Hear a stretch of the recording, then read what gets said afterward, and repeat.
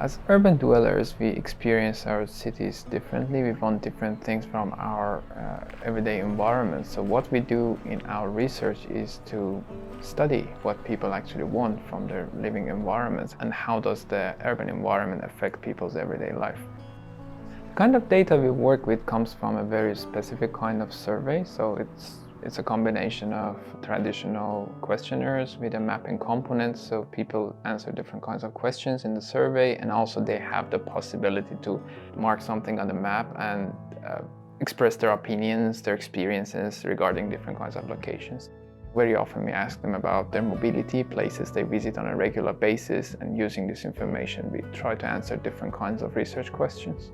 So we deal with a lot of personal information in our data. For a long time we had the interest in making our data sets more open. One of the main reasons was that we do a rather big investment when we are collecting data in terms of money and also human resources. We wanted to make it more usable. So we have collected this data. If there are other researchers who are interested in using this data for their research purposes, they should be able to do that. Also for educational purposes, we use this kind of data in our teaching. There are also many ethical reasons why we should open our data, share our data sets, for example, for the sake of transparency and the reproducibility of our research results. But of course, when we have personal information and we haven't anonymized the data, we cannot just share it with other people. So it was important for us to come up with a robust way of anonymizing the data. The approach we used is basically adding noise to the data. For geographic data, that would basically mean that we add noise to the coordinates, which means that a point will be relocated to another location. The main question is that where would the point be moved to? How big should this displacement be? And that's the question we were trying to find an answer for in our project. One of the things that we took into account when developing an algorithm for anonymizing data was to make it context specific. One of the pieces of information that we often have in our dataset is the living location of individuals, and that's obviously very personal information.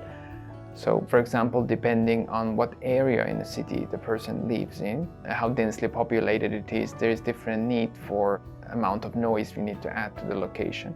So we took that into account, and in order to make sure that we have done a good enough job of anonymizing the data, we developed a way of assessing the robustness of anonymization for the geographical data. So before publishing anything, we ran the data through different tests to make sure that it passes them all and the data is good to be published openly.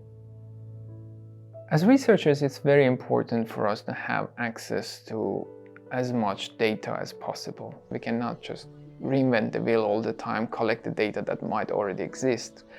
So hopefully we will see in coming years more and more data being openly available. So this would help a lot. This would help researchers a lot in their work.